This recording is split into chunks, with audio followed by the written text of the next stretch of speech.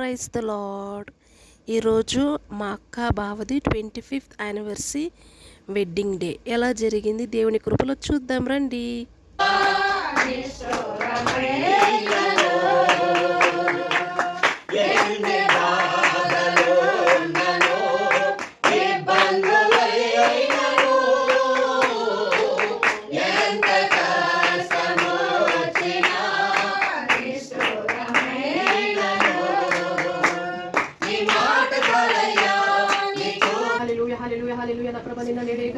గొప్ప దేవుని పాదములకు స్తోత్రములు వందనములు తెలుపుతున్నాం. మా తండ్రి యేసయ్య యొక్క భాగ్యం యొక్క స్లాక్ అయిన ప్రభు నా బాబు ఇచ్చిన దేవునికి వందనములు స్తోత్రములు. నా రాజా 25 సంవత్సరాలు నా ప్రభు వివాహం అన్ని విషయములు ఘనమైనదని చెప్పిన గొప్ప దేవ నీ పాదములకు స్తోత్రములు. నా ప్రభు నీ ఆశ్చర్యకరుడు ఆలోచనకర్త వల్లముల దేవ రీతిలోకి తండ్రి నిన్ను నమ్మిన బిడ్డలను ఎన్నడూ సిగ్గుపరిచిన గొప్ప దేవుడు నా రాజా. ఎంత మేలు చేసినావు నా ప్రభు. ఇంటి కట్టడానికి సహాయం దయచేసిన దేవానికి స్తోత్రం నా రాజా. యేసయ్య విశేషమైన రోజును కూడా వీళ్ళని ఆశీర్వదించిన దేవానికి స్తోత్రమయ్యా. వీరిని ఖచ్చితంగా నా ప్రభు దీనికి పైన నా ప్రభు ఆశీర్వదించబోతున్నందుకు నీకు స్తోత్రం నా ప్రభు.